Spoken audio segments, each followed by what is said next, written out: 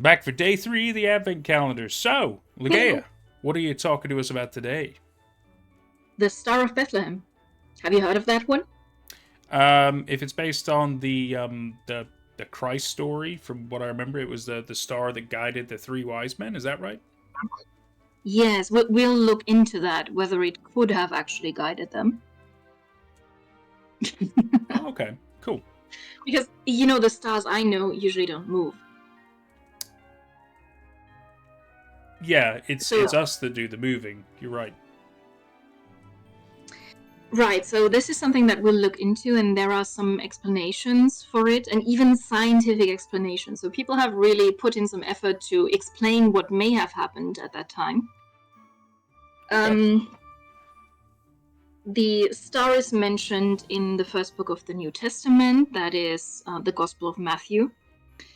And Matthew himself comes from the Jewish faith. So maybe you know that the 4 Gospels of the New Testament were written by very different people.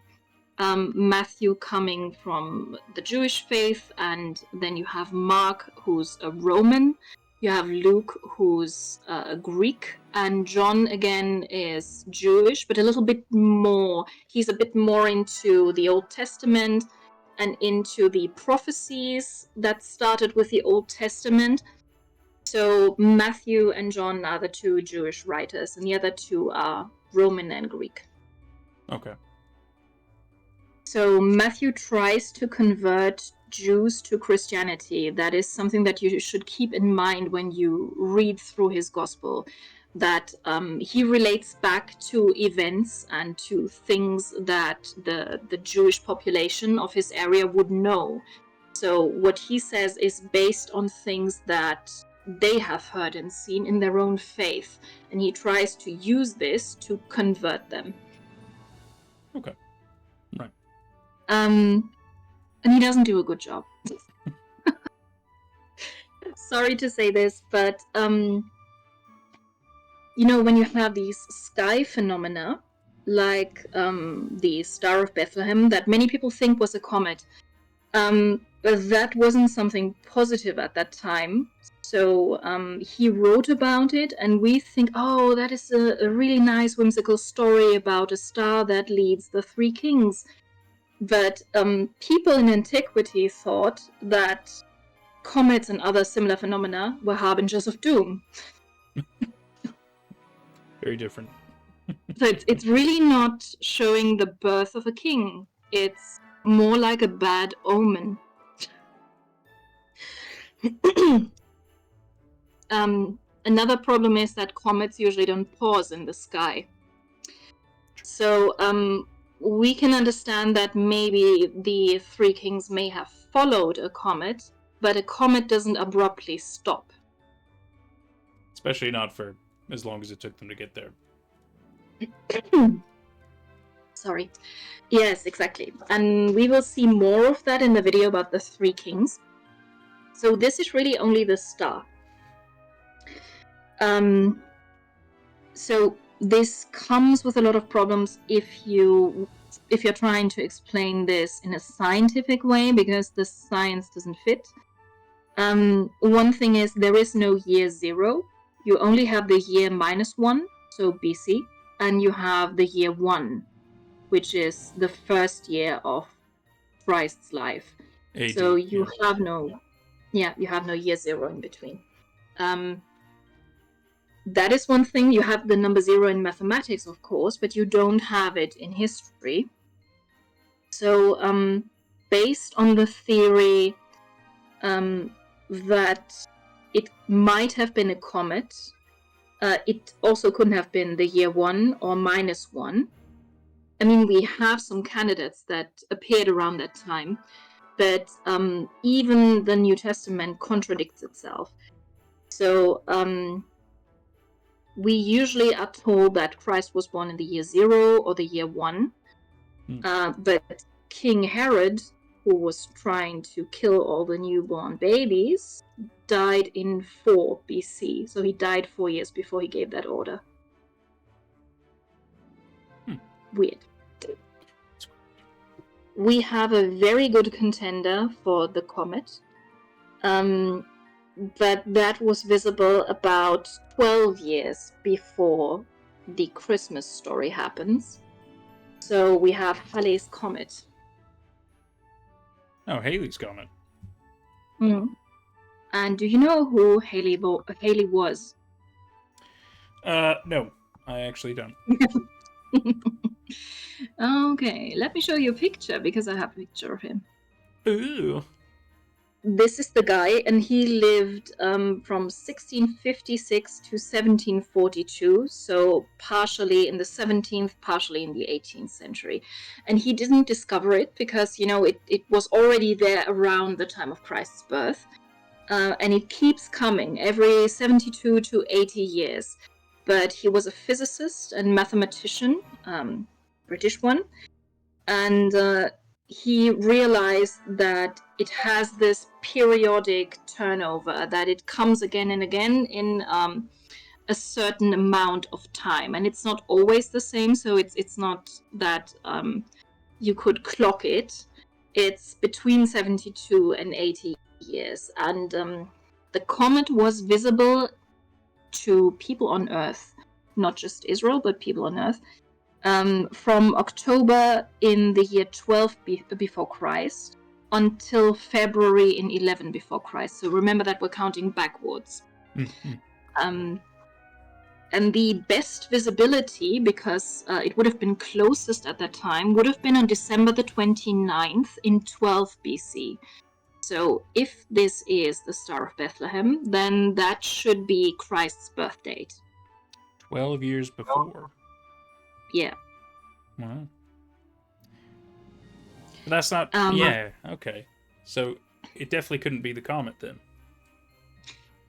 Probably not, and even that date, 12 BC, doesn't match up with King Herod. So, no, it's not a comet.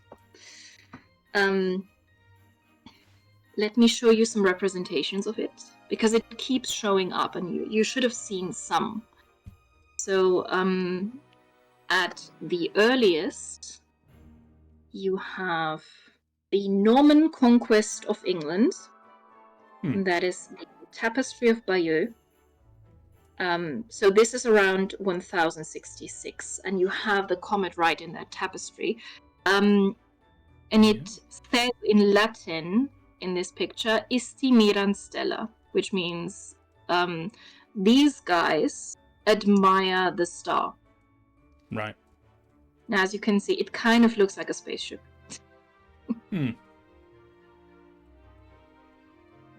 Aliens confirmed. Absolutely. This is from the 15th century. There you can also see a moving star, or in that case, two. Yeah. I'm gonna just ignore the weird leg in the sky and stuff. That's fine. This is from the Tudor reign of England, so it's 15th to 16th century. And they represented it as a lion. Oh. You can see that it is, it's a lion with a lot of little suns inside of it. And then this tail of the comet, or these tails, they kind of look like grains. Yeah. They look like the head. Yeah. Huh. Just really reminds you that it was so easy to not fully understand the world around you, so they would just give it any kind of representation possible, which then yet again ends up becoming folklore and mythological tales and stuff. Yeah. This is from 1680. So there it is again. Mm-hmm. That's a better representation, I would say. Yeah. 19th century, same comet. Wow. So it's very, very clearly visible. It's big. You can't miss it. No. That's a modern representation. That is, of course, a little bit more on the artsy side. Mm-hmm. And then we have actual photos of it. Like modern day photos of the comet. Wow. And they got pretty close. So you can even see the Incredibly- rock inside. Yeah. Incredibly visible. So that one keeps appearing regularly, and that's how we know that it could have been around at that time. And we can even calculate the time when it would have appeared. Right. At least roughly. Yeah. Yeah. So, and as I said, it's not just that it showed up in a certain place, but it was visible from all around the world. And we even have Chinese manuscripts from ancient times that discuss this very comet. It's the same comet. Wow. This is confirmed. And as you can see, they're doing these drawings on top of the pictograms. And this looks like a comet with a tail. Yeah. And they are even detailing the tail, what the tail looked like and what the comet looked like.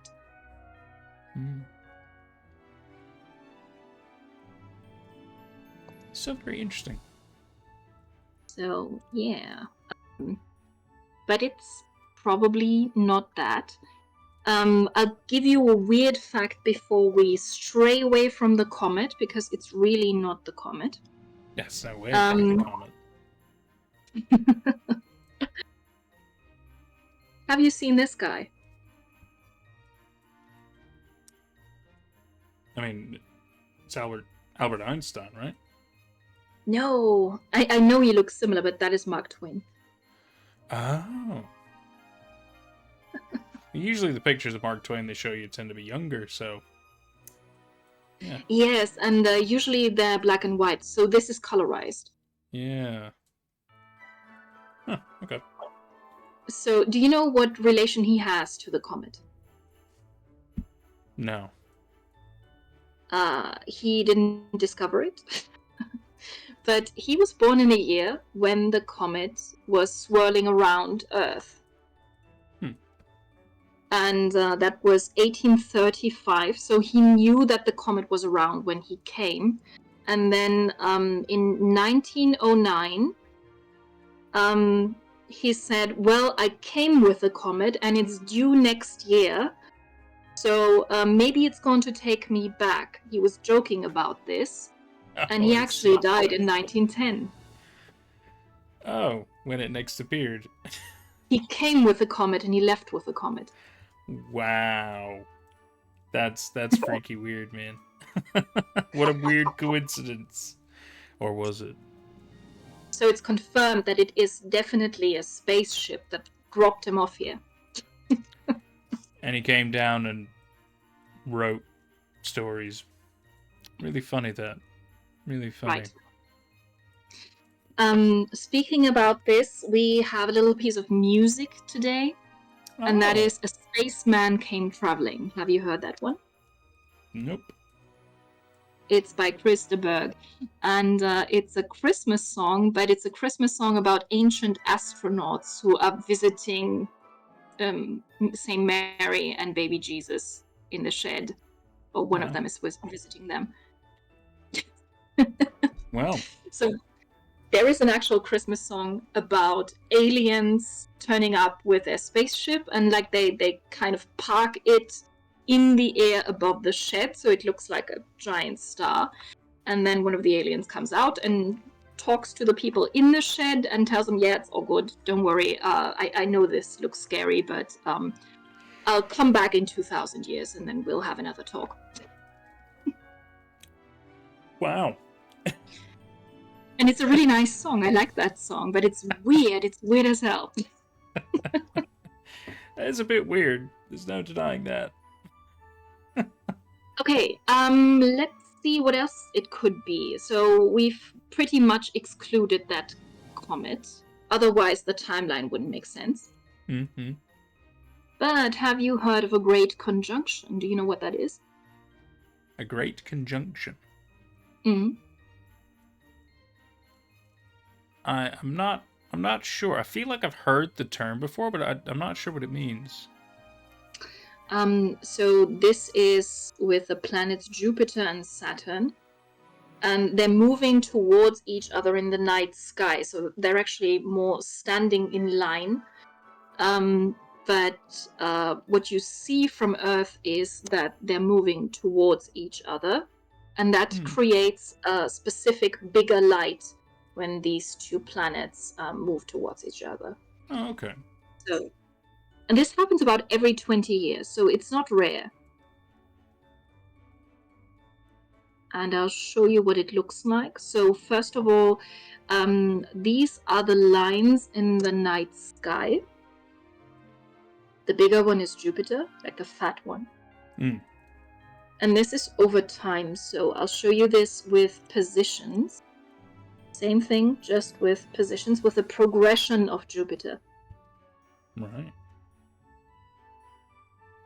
So they're not actually moving towards each other. They're in different orbits and like a good distance away from each other. So they're not crashing into each other in reality. No. This is just the thing that happens. It's like eclipses, just with other planets. Right, that they're just basically standing together or standing in line, and this creates a bigger light. Interesting.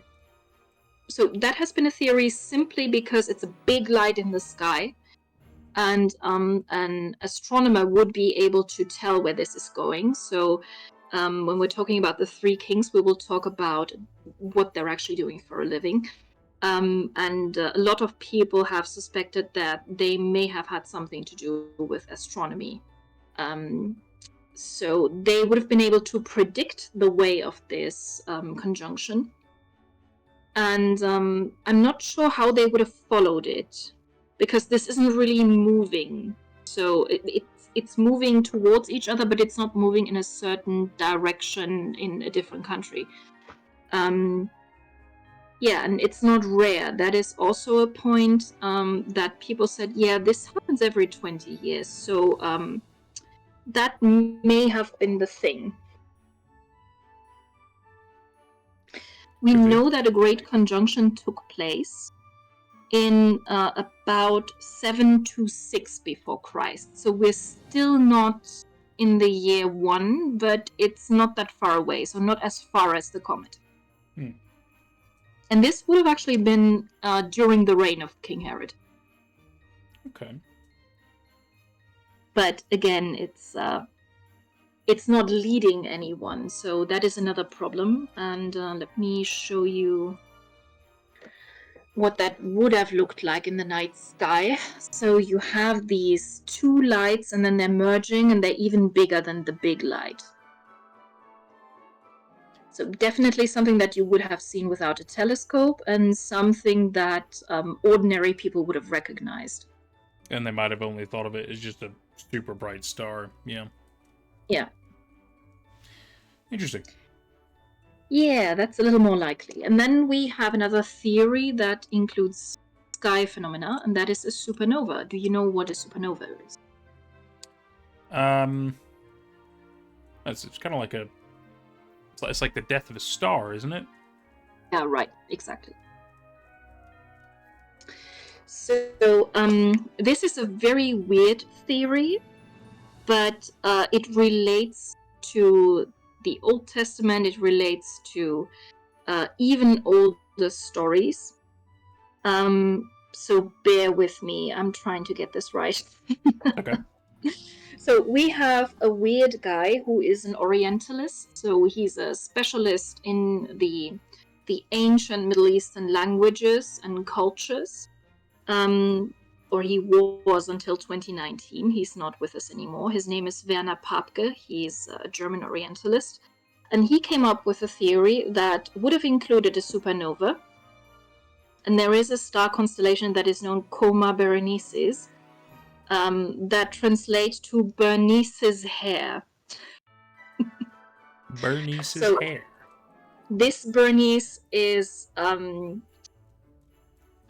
mythological figure. So Bernice is the modern form of her name, and it's from Greek mythology. So this star constellation is also known as the Virgin. And it's a specific constellation that is called Bernice's Hair in this case, a specific part of the constellation. So ancient Sumerian texts, which are the oldest cultural documents we have, reaching back to 10,000 years ago, to the end of the Ice Age. Sumerians are the guys who invented farming and invented beer and bread and porridge and everything. So those are the first smart guys that we can pin down. In the Sumerian texts, there is a virgin called Erua. This virgin was for some reason thrown out of paradise. But according to the texts, she carried the seed that would become the savior of humanity from the time when she left the paradise. So we can't even say she was pregnant at that time, but she would one day become the mother of the savior of humanity. So this was foretold, and that is similar to the ideas about the Messiah in Judaism.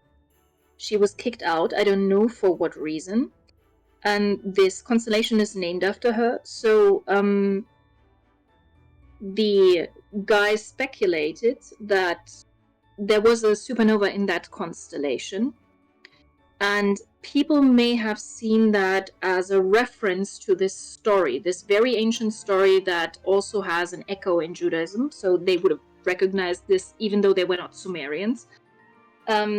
And this could have meant that they were expecting the birth of a savior out of a virgin, because they were thinking of this ancient story, because they saw the supernova in that star constellation. But that is super specific, and I'm not even sure that ordinary people would have been able to see this without a telescope. And then if they saw it, that they would really have known what was going on, because to me this all sounds like Sumerian astronomy, and that was not something that ordinary people had access to.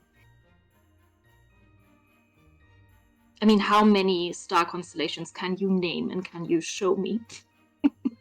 Well, I know I sure can't. I've heard of star constellations, and I'm sure there's tons, but yeah, I mean, I know maybe some of the common ones, like Orion's Belt. I know that because of Men in Black, Right. the movie. Big Dipper. I think there's a Little Dipper as well. Yeah. And then I think there's constellation representations of some of the star signs as well, if I remember right. Yes, exactly. That's about it. I don't know where I read this, but I remember reading that somewhere in a novel or something, where people said, okay, we need to find a specific star constellation, and I think it was one of the star signs. And they said, well, we can't find it, but we have found about 600 constellations that could be the triangle. It's nuts. It's people who can point that stuff out in the night sky. That's quite a skill. That is. So, I don't think that some shepherds or even the Holy Family could have recognized that constellation in the night sky. I think it may have been too far away. Maybe they didn't pay attention while it was going on. Maybe they didn't know what this constellation is called and the whole backstory that it has. So they may have known this story of the Virgin that is supposed to carry the savior of humanity. Yes, most people can keep that in mind, but I don't think they would have been able to identify the constellation. So that's a problem. But we will talk about the three kings and how they were related to stargazing. That is number 7. So yeah, we're done with the natural explanations. We can't explain it, at least not now. So it's probably not something that happened in the night sky, because it doesn't match. You don't have an object that just moves and leads certain people to the shed and then just stops. That doesn't happen. Right. So bad luck for us. Okay. So far we've ruled out a number of things. Do you have a Yes. potentially good idea of what it could have been, though? Me? Yeah, because I don't. Yes. I'll tell you in part 7 when we talk about the kings, because I don't think it was a moving light. I think they did something else that led them. Fair enough. You want the follow up? Day 7. Right. We'll come back to this, and I have one last thing, so let me show you pictures. You may remember that Julius Caesar was killed on March 15th in 44 before Christ, and that is the scene. The Ides of March, yes. Right. And that relates to the Spring King, actually. That would have been around the time when traditionally the Spring King would have been sacrificed. So there is a whole lot more to it than just history. This could have been a Spring King sacrifice, because the ancient Romans also did that. 2 for 1. So there it is.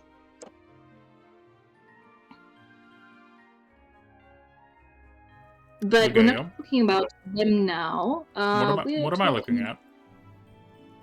A sacrifice. Well, it's there's not much. Why are they much going on? Why are they both naked? I don't think you can see anything.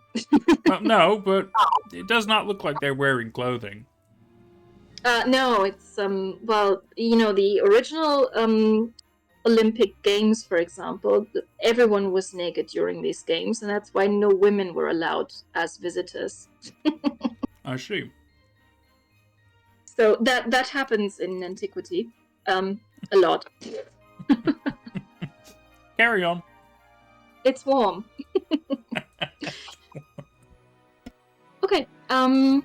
So this is the important thing about Julius Caesar. You can read his name on the coin with the head. That is the front side, and the back side shows Caesar's comet. And the writing says Divus Iuliu. So Iuliu is his surname again, Julius, and Divus means divine. And it's normal that both looks like V in Divus, because they didn't actually write V and U differently.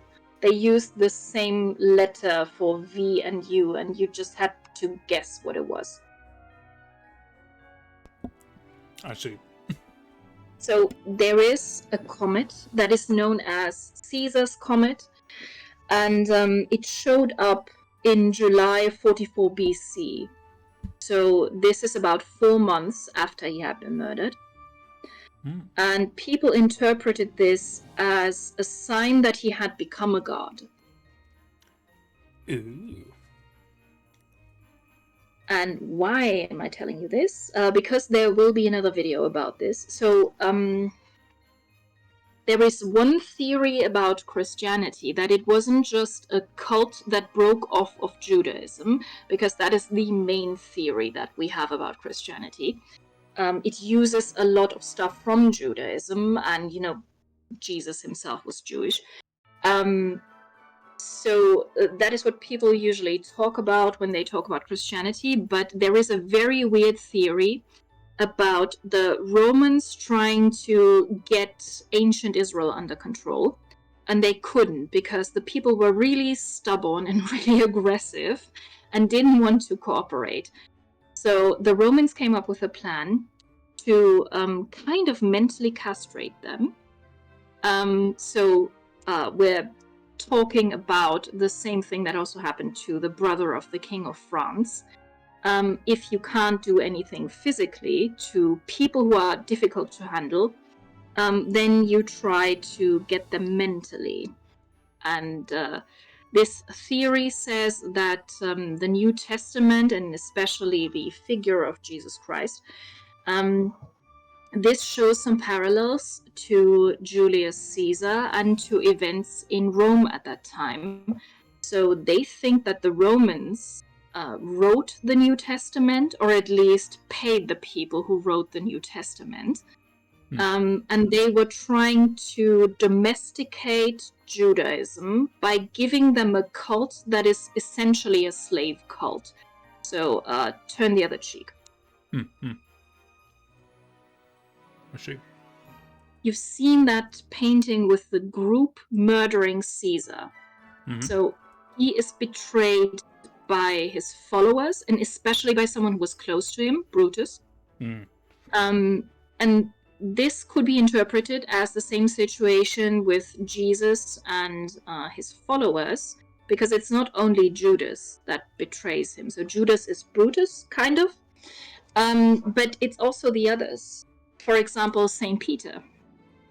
Peter is asked, "Do you know this man?" And he says, "No, I've never seen him. I've nothing to do with him."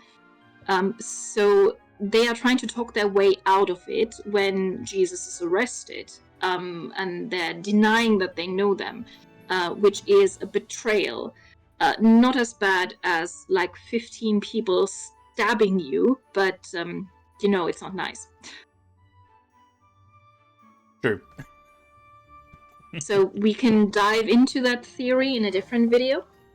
Okay. But the comet, so the star, the guiding star, or the star that announces something, and Caesar's comet in this case, that could have been something that was also used as the Star of Bethlehem. If this theory is true, and if Jesus is Caesar, then he also gets a comet, but not after he died, but when he is born. Yeah. Certainly weird. It's not supposed to make sense. I suppose that's true. Okay. Yeah, that's the Star of Bethlehem, and we will have another Star of Bethlehem, but that one is a plant, so we'll talk about that when we talk about Christmas trees. How about that? Day 3.